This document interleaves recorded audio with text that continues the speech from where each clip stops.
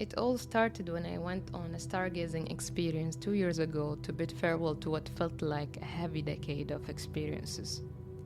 The thoughts that were rushing in my mind were built on the idea of genetic anatomy of the human being and its resemblance to the universe. Upon my meditations later, I learned the term sympathia, a Stoic philosophy that Marcus Aurelius wrote in his book Meditations, and I quote, "Meditate often on the interconnectedness and mutual interdependence of all things in the universe. For in a sense, all things are mutually woven together and therefore have an affinity for each other. For one thing follows after another according to their tension of movement, their sympathetic stirrings, and the unity of all substance." Although the drive was spiritual and kind of in the woohoo realm, I wanted to get down to basics scientifically. So I was thrilled to know Omani startup opened its doors to the Arab world in the field of genetics. I was one of the early adopters when Shafra launched in 2020. So for this episode of Know Thyself, I invited the co-founder of Shafra over for a conversation on genetics. Hello. Hi. It's always difficult for me to explain who I am. This is Maria Al Hinai. I have a background in genetics. I've studied genetics for my bachelor's, for my master's, and I currently work as a genetic counselor under training at the National Genetic Center. Basically, as part of my job, I explain to people how their DNA impacts their health and their family's health. I'm interested in science in general. I'm interested in writing. She's an amazing scientist, as you can tell, but she doesn't like to be called that. What we agreed on was a scientific storyteller, among other things. I like being a scientific storyteller. I like the idea of a scientific storyteller. It's me, basically. So I asked Maria to take me through what Shafra is and how did the brand name come about?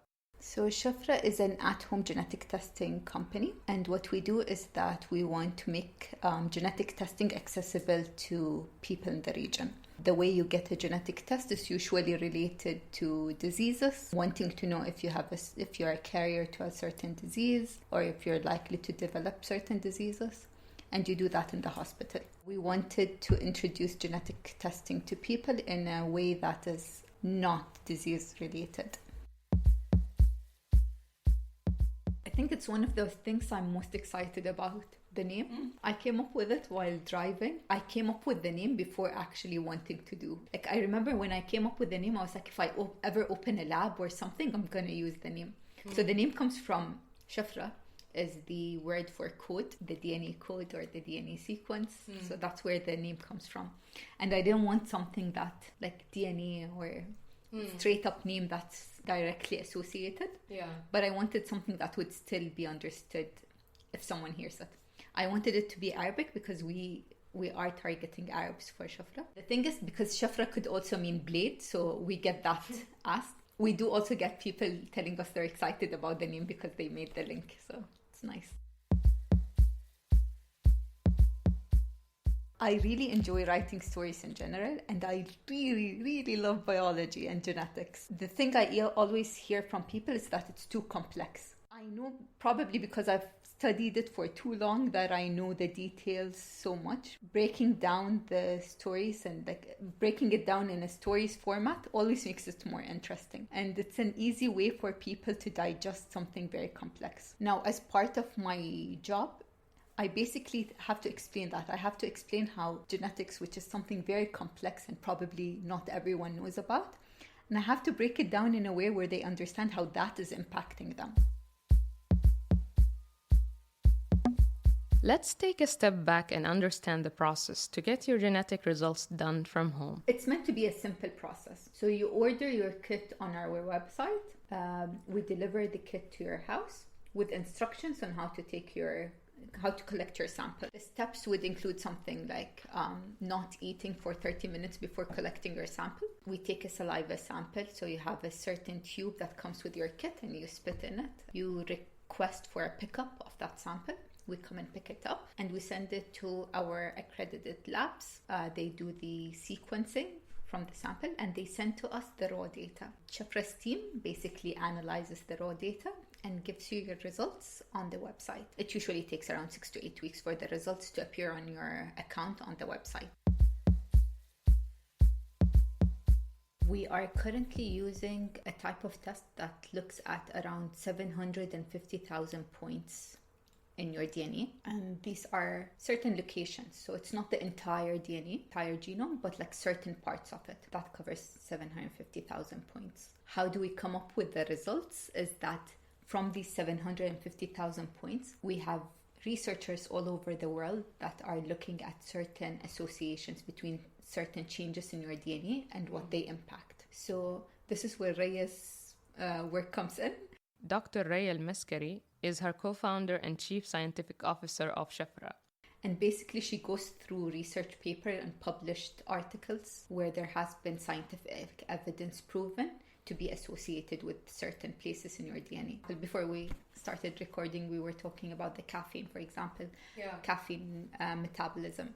So a certain change could mean that you're a faster metabolizer of caffeine, so your body gets rid of caffeine quickly. Yeah. Or it can be a slower process. And based on what your genetic says about it, we link it to those changes. The idea is that we will be adding more to your report as we go on. And the idea is that genetics is a very fast expanding field and new things are coming up every day. And we want people to have a feel of these changes that are happening. And part of how we show that is through the results. So over time, there will be different reports added into it. There are any updates in the current reports you have, they'll be updated. Or we can add even more traits or different types of results into so more than what you currently have. At some point, we also want to get, as I said, into diagnostics, so diseases, if a person is a carrier to a certain disease or how that would affect their health. But we still didn't start working on that part yet. But why we actually started by choosing the current type of results is that when we were doing our market research and we started talking to different people about what kind of things they'd want to see from a genetic test, this was the kind of information they wanted to know. And it's probably because it's easier to understand. It's less scary than diseases. So a lot of the comments we got was that if it was related to diseases, they'd want to do it in a hospital and rather than ordering it online. So we thought maybe this is a nice way of starting up and building trust, and then we see how we can move on to other tests. As I was going through my results on Shafra, there was a disclaimer on the website that reads, "Science suggests that genetics, environment, and lifestyle play a role in the reported insights. This report does not diagnose any health conditions or provide medical advice. Consult a healthcare professional before making any major changes in your lifestyle, or if you have any other concerns about your results." Here's what she had to say on the factors of health. One of the things we need to know is that there isn't one test result, one type of test that could tell you everything about your health. When we come to genetic testing, we're just giving you a snapshot, or think of it like a piece of a puzzle when it comes to everything related to your health. Generally, your health would be affected by multiple factors. So it's not just your DNA or not just your genetics. Your environment plays a role and your lifestyle plays a role as well. So the type of results that we give, for example, let's go with vitamin C absorption. You could be genetically less likely to absorb vitamin C like normal people should, but your lifestyle could be that you have high vitamin C consumption, so you would be fine. So it's important for us to clarify that this type of reports has a limitation. It's not looking at everything. It's just, it's not a holistic exactly. review. Yeah. So it only looks at one part of it. And that's also something that we want to work on in the future. Are we able to, for example, offer additional services that could give you this holistic experience? Because we have to be clear and honest to our clients that this is not everything. There are other things to look into as well. Yeah. And I actually tried doing it. That the reason why vitamin C is stuck in my head is because I know I have a lower vitamin C absorption. I went and got vitamins test done. I did have lower vitamin C levels. And it's something that I'm currently trying to work on to add into my diet. But then again, the reason why we say don't make any major changes is because we know that our result just looks at a certain one side of it. So it's better off to do the required test that confirms what your current levels are before making any major changes. Nature versus nurture, I think it's a mix of both. I think genetics generally would always play a role in your health, and it could be a biased comment because I did study genetics, but I really think it's the basis of everything, how our bodies function. The way your environment and your lifestyle plays a role would probably show. And even with the way scientific research is done, you could see, like, for example, the way they know if it's just a purely genetic contribution or the environment actually plays a role is by doing twin studies. So they get identical twins and they do the experiment how genetics plays a role in certain aspects of our life, and it's never 100%, and just shows you that environment and lifestyle would always play a role. So far, I know we haven't talked much about real-life examples. So here are examples on lactose intolerance, deodorant since we're about to get roasted in summer, and personality traits. The thing is with lactose intolerance, what I understood is that we're all meant to be lactose intolerant at some point. Really? We are supposed to have milk for the first few years of your life, and then you lose the ability to break down the sugars from milk. Yeah. Which is lactose, basically. Yeah. But some people would have a genetic change that makes them able to still digest lactose in a normal way, but it's not the normal thing. So the normal thing is not to be lactose tolerant. Actually, an interesting one. So they say that East Asians are less likely to have body smell. Like the idea of using deodorants are not that common. What I understood is they have less. So based on the research, they're less likely. That's the thing with genetic research. It's done on certain populations. And with Arabs, we're not well studied. Yeah. So our current Shafra results are based on international publications and everything. But the idea is with reanalyzing over time is that we want to see if there are certain patterns in the data from our region. And that way we could at least say that when it comes to this trait, for example, based on our Shafra database, they are more likely to be a certain way when they have a certain genetic change. Okay.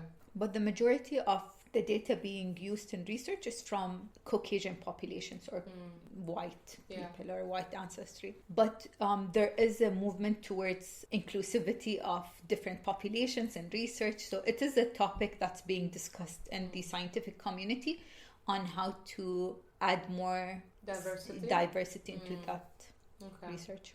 More and more like research showing that, especially with personality traits, genetics plays a small role in it, but the environment also plays a role. It shows like I can see it around me, like you said, like you could see it in your surroundings and the way you deal with certain things. So sometimes like I would really not want to try something new, and it feels to me like it's like a really like thing, something inside of me just doesn't want to do it, and then you try to power through and still like push yourself to change.